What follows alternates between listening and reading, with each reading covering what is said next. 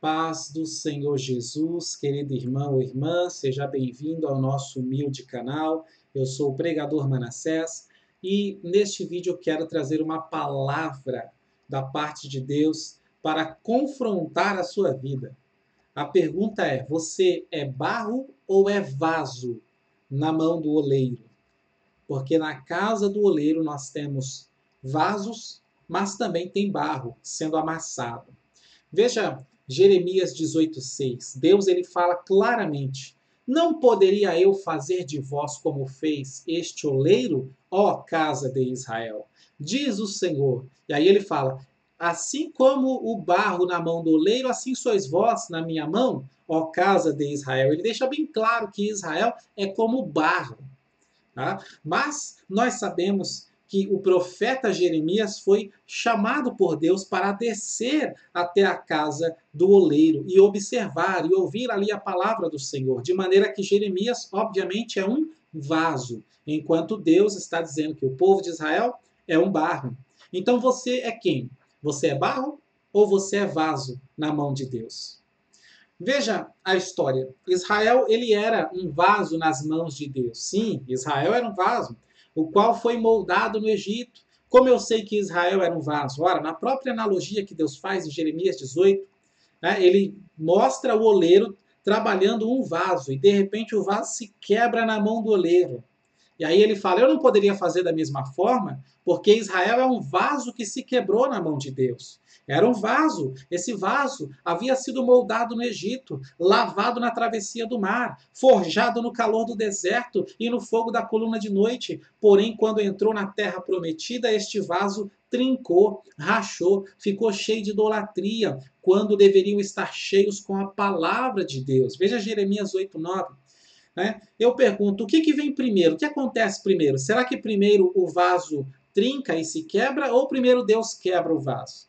Bom, os dois acontecem. Mas primeiro é o vaso que se trinca sozinho, que começa a rachar sozinho. Por quê? Porque ele tira de dentro de si a palavra de Deus. Né? Vai deixando a palavra de Deus de lado e vai se enchendo de idolatria. Foi o que o povo de Israel fez quando entrou na terra prometida. Começou a se encher de idolatria. Então o oleiro olha agora para este vaso e diz: vaso trincado não serve na minha presença, vaso rachado não dá para usar, então eu quebrarei este vaso até o último caco para fazer dele um novo vaso. Aleluia. Veja Jeremias 13, do verso 12 ao 14. Tá? O Deus do vaso chega para Jeremias, que é o vaso, e diz: levanta-te. Levanta-te, Jeremias. Né? Jeremias 18:2. Por quê? Porque às vezes o vaso ele tomba ou emborca, né? Mas não quebra. E é por isso que ainda é útil ao Senhor, porque não está quebrado. Então, Deus coloca Jeremias de pé, coloca o vaso de pé para poder encher.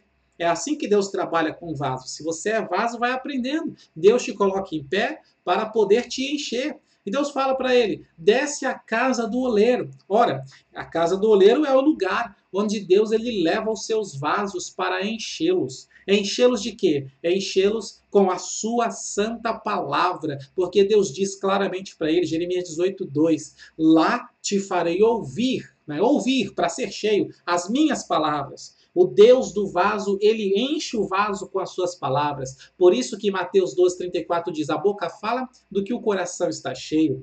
Ah, você sabe que é vaso se você estiver cheio com a palavra de Deus. Tá? Você vai saber também que você é apenas um barro se você estiver vazio da palavra de Deus, vivendo atribulado. Por que atribulado? Porque o barro, o oleiro amassa, mas com o vaso, o oleiro enche. Aleluia. Tá? Onde é a casa do oleiro? A casa do oleiro é o lugar onde nos encontramos com Deus. Tá? E o vaso verdadeiro sabe que é necessário ser cheio da palavra de Deus para depois ser usado por Deus. Por isso, ao se encontrar com Deus, ele pode responder tranquilamente, como 1 Samuel 3,10: Fala, Senhor, porque o teu servo ouve.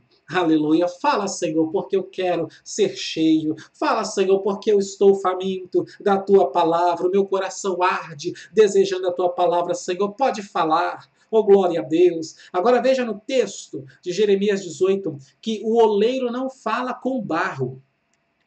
O oleiro só fala com vaso. Ele fala apenas com Jeremias que é vaso. Por quê? Para ter o privilégio de ouvir a voz de Deus diretamente, precisa ser vaso. A voz de Deus não é algo que você joga fora, a palavra de Deus. Então, enquanto você for barro, Deus não vai falar com você. Ele vai te amassar, ele vai te moldar. Tá? E como que eu sei se eu sou barro ou se eu sou vaso? Ora, o vaso é cheio da palavra de Deus. O barro não é. O vaso ele é cheio da palavra de Deus de maneira que ele sabe qual é a vontade de Deus, qual é a direção que Deus tem para a vida dele. Agora o barro vive perdido. Ah, eu não sei o que Deus quer para mim, o que Deus quer comigo, o que Deus vai fazer. Você tem que ouvir mais a palavra, tem que meditar mais na Bíblia, tem que ler mais, tem que ler todo dia.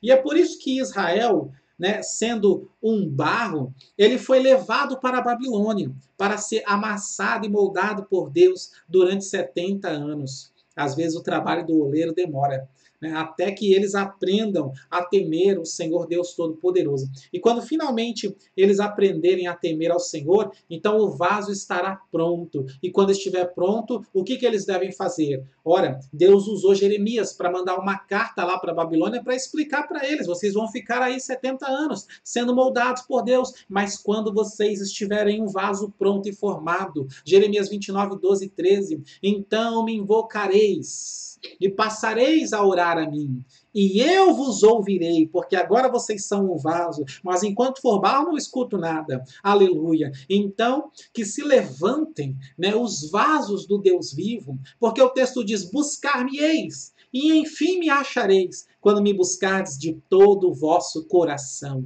Porque o barro, ele busca por interesse, para sair do aperto. O barro, ele busca Deus muitas das vezes para parar de ser amassado e moldado por Deus, e isso Deus não vai parar de fazer. Por isso Deus não escuta. Mas agora o vaso, ele busca de todo o coração e ele encontra o Senhor Deus Todo-Poderoso. Então, amados, desçamos à casa do oleiro para que sejamos cheios com a palavra de Deus, para sermos usados pelo Senhor nosso Deus. Amém? Que Deus abençoe tua vida, que Deus abençoe tua família e o teu ministério, em nome de Jesus.